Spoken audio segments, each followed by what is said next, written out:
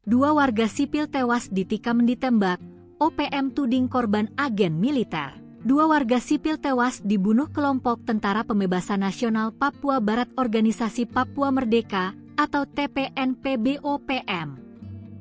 Peristiwa tersebut terjadi di Kabupaten Yahukimo, Papua Pegunungan, dan Kabupaten Intan Jaya, Papua Tengah. Insiden pertama terjadi di Distrik Dekai, Kabupaten Yahukimo, pada Kamis, 24 Juli 2025, sekitar pukul 20.10 WIB. Korban bernama Andi Hasan, 30, ditemukan tewas dengan luka tusuk di dalam rumahnya di Kompleks Perumahan DPR Lama.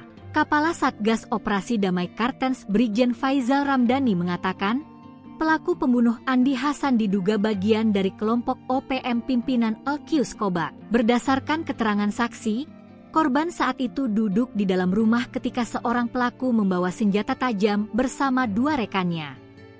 Mereka langsung menikam korban di bagian dada dan punggung kanan. Korban sempat berlari keluar rumah sebelum akhirnya meninggal dunia di RSUD Dekai.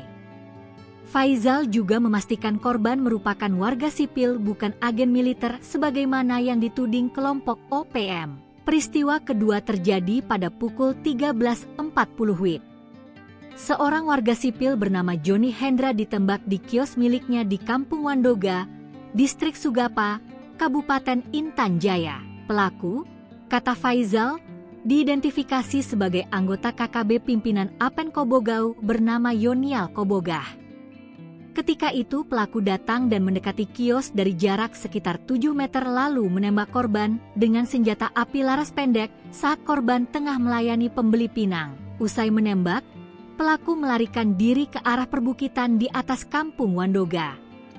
Korban sempat dibawa ke Puskesmas Bilorai, tetapi nyawanya tidak tertolong. Faizal menyebut Yonial Kobogah merupakan anggota OPM yang juga diduga terlibat dalam aksi penembakan di Bandara Bilorai Sugapa beberapa waktu lalu. Sementara Kasatgas Humas Operasi Damai Kartens, Kombes Yusuf Sutejo mengimbau masyarakat tetap tenang.